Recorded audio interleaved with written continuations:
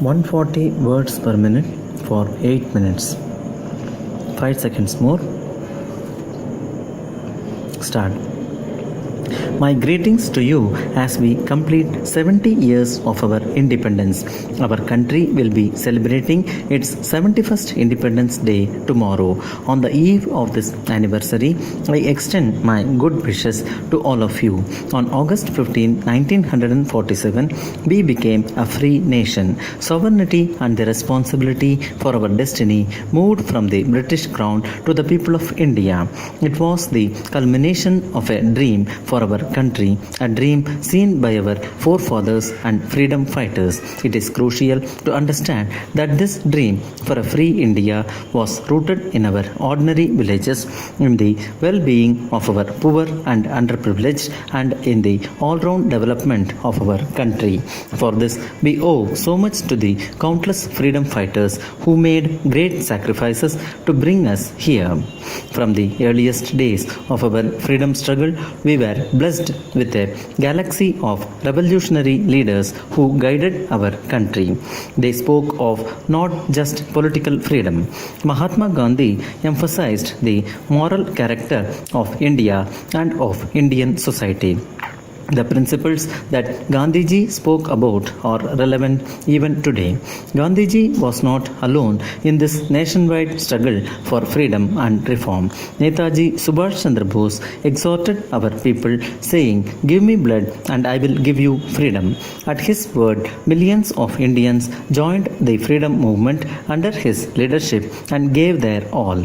I have given only a few examples of illustrious leaders. The generation that brought us to freedom was diverse. We need to invoke the same spirit today in the task of nation building. A tradition I remember from my childhood was that when there was a wedding in any one family, the entire village shared the responsibility and contributed. Regardless of the caste or community, the bride became the daughter of not just a single family but of the entire village. Neighbors and others living in the village looked after guests and took charge of different arrangements. There was a sense of caring and sharing and of interdependence. Today, in big cities, we may not even know our neighbors. Whether in cities or villages, it is important to renew that sense of caring and sharing. This will make us a gentler and happier society and help us understand each other with greater empathy. We should also work with unity and purpose to ensure that the benefits of government policies reach all sections of society. For this, the partnership between citizens and government remains essential. The government has started the Swachh Bharat campaign, but it is for each of us to ensure a Swachh Bharat. It is for each of us to make India open defecation free.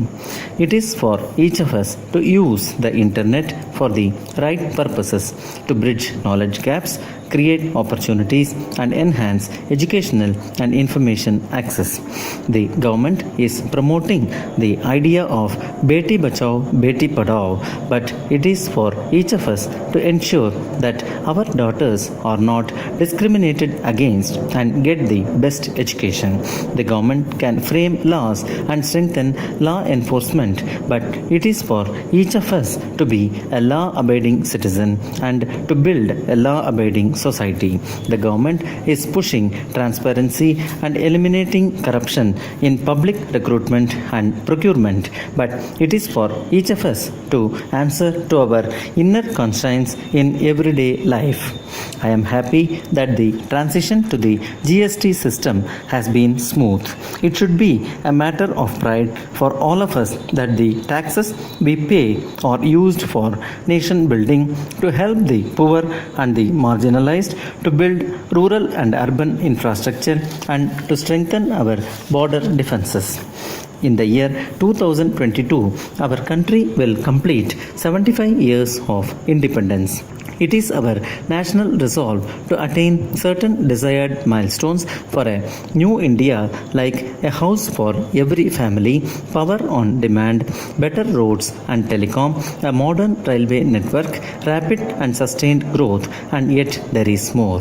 New India must be a society rushing towards the future and also a compassionate society where the traditionally disadvantaged are part of our national developmental process, where the deprived child, the aged and the ailing senior citizen, the poor and the underprivileged are always in our thought, a compassionate and egalitarian society that does not discriminate on gender or religious background, a society that enriches our human capital and equips young people by promoting accessible, affordable and world-class educational institutions, and where quality healthcare and nutrition are not a challenge. It is only this new India which will make each one of us content and happy. Your immense patience and understanding in the days following demonetization and your wholehearted support in the battle against corruption and black money reflected a responsible and enlightened society. Demonetization has boosted our efforts to build an honest society. We must sustain this spirit and this momentum. It is natural for us to think of our families, but we must also think of society. We must heed the call for that extra degree of selflessness, that extra something beyond just duty. A mother who nurtures and brings up her child, our soldiers who guard our borders on a hot day in the desert or high up on a cold mountain, our farmers who labor under extremely tough conditions to grow food to feed fellow Indians whom they have never met. So many motivated people, civil society groups and public agencies work day and night in rescue and relief operations after natural disasters. They all display an extra degree of selflessness. Can each of us not imbibe this spirit of selflessness? We can and we have. On an appeal from the Prime Minister, more than 1 crore families voluntarily gave up their LPG subsidy so that a gas cylinder could reach the kitchen of a poorer family of fellow Indians, and so that members of that family, particularly women, were saved from smoke from chullas that damaged their eyes and lungs. I salute those families whose response came from within. We should draw inspiration from these families. The single most critical factor for building our nation is to equip our coming generation. As such, I would urge you to help educate less privileged children in our society. Help teach a child other than your own. Enroll and pay the school fees or buy the books of at least one child other than your own. Just one. Our India is at the door of great achievements. In a few years, we will become a fully literate society.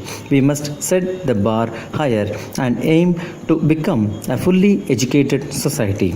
We are all stakeholders in this mission. If we achieve it, our country will change before our eyes and we will become agents of this defining change. 2500 years ago, Gautam Buddha said, "Be a lamp unto yourself."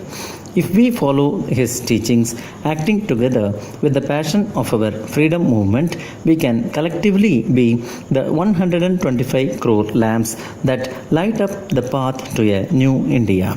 Once more, I wish all of you the very best on the eve of our 71st Independence Day. Jai Hind.